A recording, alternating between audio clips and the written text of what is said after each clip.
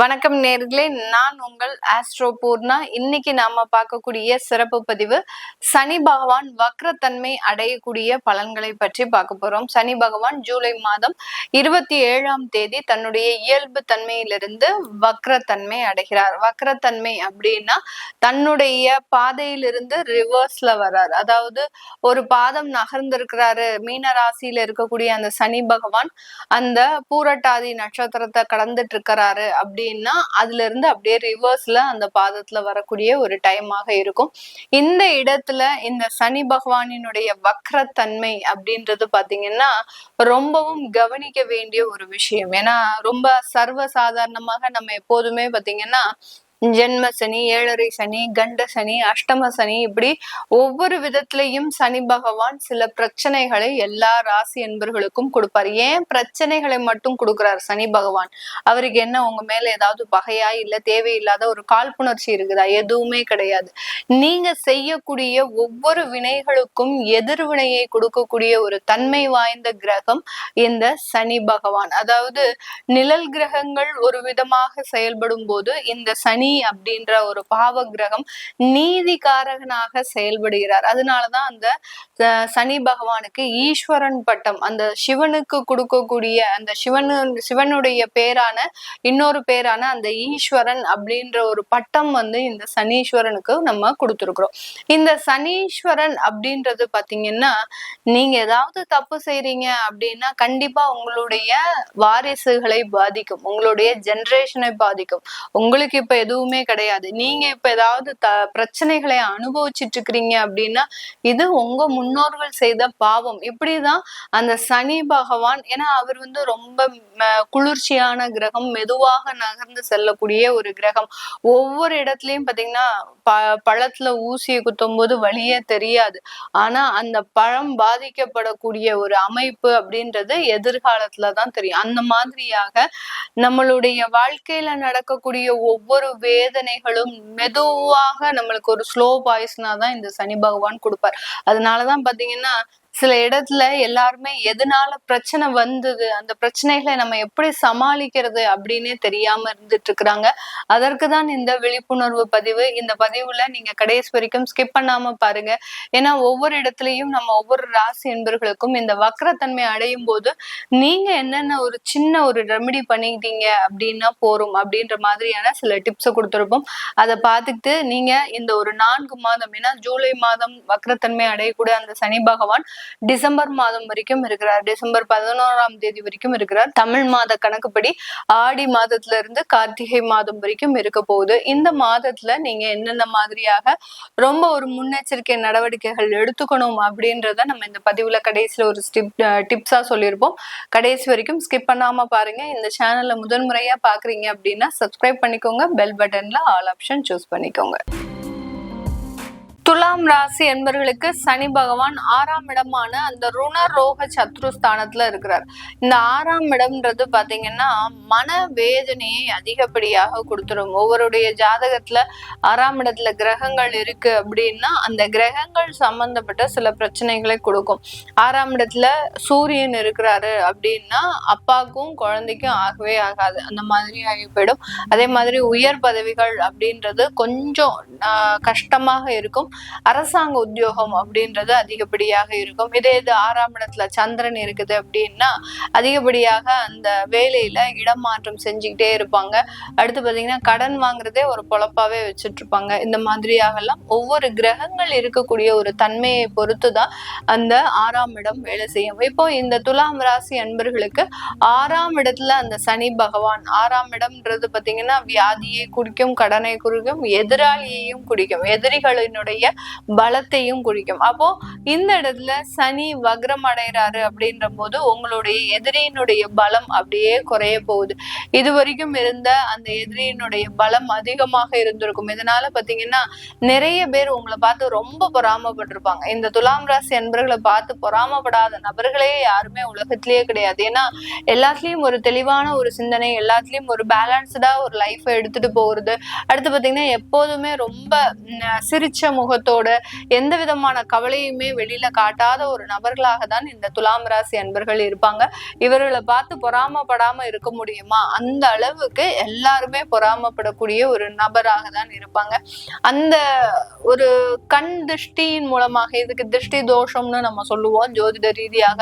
இந்த திருஷ்டியின் மூலமாக பாத்தீங்கன்னா இவர்களுக்கு அதிகப்படியான ஒரு லைஃப்ல இரக்கங்கள் அப்படின்றத சொல்லலாம். இவர்களுக்கு ஜாதகம் எப்படி இருக்கு அதெல்லாம் விட இவர்களுக்கு திருஷ்டி தோஷம் தான் அதிகமா இருக்கும். உங்களுக்கு ஜாதகமே நல்லா இருந்தா கூட கடந்த காலத்துல எல்லாம் பாத்தீங்கன்னா கணவன் மனைவி பிரச்சனைகள், அடுத்து பாத்தீங்கன்னா குழந்தைய வளர்க்கறதுல மிகப்பெரிய ஒரு துன்பங்கள் இருந்திருக்கும். வேலையில ஒரு ஸ்திரத்தன்மையே இருக்காது. எப்ப பார்த்தாலும் ஒரு பயம், பதட்டம், எப்பண்டா நமக்கு வேலை போகும் அப்படின்றது தெரியாது. அதுலயும் பெண்கள் பாத்தீங்கன்னா வேலை செய்யக்கூடிய இடத்துல அதிகப்படியான ஒரு துன்பங்கள் எல்லாம் அனுபவிச்சிருப்பாங்க. வெளியில சொல்றதுக்கு கூட முடியாது. அந்த அளவுக்கு அந்த வேலை ரீதியான சில பிரச்சனைகள் இப்படி எல்லாமே ஒன் பை ஒன்னா இவர்களுக்கு தேவையில்லாத ஒரு அனுபவங்கள் அப்படின்றது இருந்திருக்கும். இதெல்லாமே இந்த காலகட்டம் சனி 6ஆம் இடத்துல வக்ரம் அடையிறதுனால ஒரு சின்ன இடத்துல ஒரு சேஞ்சஸ கொடுக்கும். இப்போ உங்களுக்கு அலுவலகத்துல யாராவது தொந்தரவு பண்றாங்க அப்படின்னா அவர்களை இடமாற்றம் செஞ்சிடும். இந்த சனி வக்ரம் இடமாற்றம் செஞ்சிடும். அடுத்து திருஷ்டி தோஷங்கள் உங்க வீட்டுல இருக்கு அப்படின்னா இந்த காலகட்டம் உங்களை பார்த்து அந்த எதிராளிகள் பயப்படக்கூடிய ஒரு தருணம். நம்மளும் எவ்வளவோ இவங்களை பார்த்துக்கிட்டே இருக்கோம், ஆனா இவங்க வளர்ந்துகிட்டே போறாங்களே அப்படின்னு சொல்லக்கூடிய, அவங்களே உங்களை பார்த்து பார்த்து சலிச்சு போய் இவங்களுடைய வளர்ச்சியை நம்மளால தடுக்க முடியல அப்படின்னு அந்த திருஷ்டி குறைவதற்குண்டான ஒரு நேரமாக இருக்கும். அடுத்து பாத்தீங்கன்னா கடன் தொந்தரவுகள். கடன் பாத்தீங்கன்னா திடீர்னு இருந்தாப்புல நான் நல்லா இருக்கணும், கடனே இருக்கக்கூடாதுன்னு நினைச்சேன் மேடம், ஆனா திடீர்னு இருந்தாப்புல ஒரு கால சூழ்நிலைகள், ஆன்லைன் ட்ரேட்ல போயிட்டு அந்த கடன் அப்படின்றது மாதிரியாக ஆயிப்போச்சு அப்படின்னு ஒரு அன்அவாய்டபிள் சர்க்கம்ஸ்டன்சஸ்ல உங்களுக்கு உண்டான ஒரு கடன் அப்படின்றது வந்திருக்கும். அது எல்லாமே இந்த காலகட்டம் நிவர்த்தி அடையக்கூடிய ஒரு நேரம். அப்போ ஆன்லைன்ல நான் மறுபடியும் ட்ரேட் பண்ணலாமா, எனக்கு பண்ணுனா அதுல ப்ராஃபிட் வருமா, ஏற்கனவே பட்டாச்சு, நிறைய வேதனைகள் பட்டாச்சு, இன்னமும் படுறதுக்கு எதுவுமே கிடையாது. அப்போ ஆன்லைன்ல பண்ணாம நீங்க வேற விதமான ஒரு சம்பாத்தியத்தை உருவாக்குவதற்குண்டான ஒரு வழிமுறைகள் தான் இந்த சனி வக்ரத்தன்மை இந்த துலாம் ராசி அன்பர்களுக்கு முழுமையாக கொடுக்கக்கூடிய ஒரு நேரம். இந்த இடத்துல இந்த துலாம் ராசி அன்பர்கள் பாத்தீங்கன்னா இவர்களினுடைய 8ஆம் இடத்தை அந்த சனி வக்ரத்தன்மையாக பார்க்கிறார். ஏற்கனவே சொல்லியாச்சு, கடன் தீர போகுது, அடுத்து பாத்தீங்கன்னா உங்களுக்கு இருக்கக்கூடிய வளர்ச்சிகள் வரப்போகுது அப்படின்றத சொல்லிட்டேன். 8ஆம் இடம்ன்றது வியாதி தொந்தரவுகள், வியாதிகளிலிருந்து நிவாரணம், ஒரு மருத்துவ ஆலோசனை, ஒரு ஸ்கின் அலர்ஜி இருக்கு, எனக்கு மூட்டு பிரச்சனைகள் இருக்கு, அடுத்து பாத்தீங்கன்னா தைராய்டு சம்பந்தப்பட்ட பிரச்சனைகள் அதிகப்படியாக போயிட்டே இருக்கு, டயபெட்டிஸ் பாத்தீங்கன்னா இன்சுலின் எடுக்கிறதுனால எனக்கு மிகப்பெரிய ஒரு தொந்தரவாக இருக்கு, இதனால ஏதோ ஒரு சின்ன சின்ன அலர்ஜிகள் வருது. இந்த சனி அப்படின்னாலே பாத்தீங்கன்னா அலர்ஜிஸ அதிகப்படியாக கொடுப்பார். அந்த அலர்ஜி பாத்தீங்கன்னா ஒரு சொறி, சிரங்கு, இந்த மாதிரி அதிகப்படியான ஒரு உடல்ல ஒரு வேதனையை கொடுத்துக்கிட்டே இருப்பார்.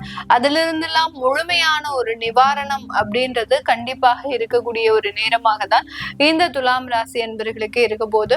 அடுத்து வெளிநாட்டுல இருக்கக்கூடிய சில விஷயங்கள்ல நிறைய வளர்ச்சிகள், அங்க தொழில் செய்யறவங்களுக்கு நல்ல ஒரு மாற்றங்கள், அந்த தொழில் செய்யக்கூடிய இடத்துல நிறைய லாபங்கள், இதெல்லாமே அடையக்கூடிய ஒரு நேரமாக தான் இருக்கும். ஏன்னா உங்களுடைய 3ஆம் இடத்தை பார்க்கிறார், 12ஆம் இடத்தை பார்க்கிறார், 8ஆம் இடத்தை பார்க்கிறார். அப்படி அந்த 3 இடமுமே பாத்தீங்கன்னா உங்களுக்கு வெளிநாடு சம்பந்தப்பட்ட வளர்ச்சிகளை கொடுக்கக்கூடிய ஸ்தானம் மட்டுமே, எல்லாமே மறைவு ஸ்தானம். 3ஆம் பார்வையை, அதாவது உங்களுடைய 3ஆம் இடத்தை 10ஆம் பார்வையாக பார்க்கிறார். அடுத்து அவர் 6ஆம் இடத்துல இருக்கிறாரு, உங்களுடைய 8ஆம் இடத்தை பார்க்கிறார், உங்களுடைய 12ஆம் இடத்தை பார்க்கிறார்.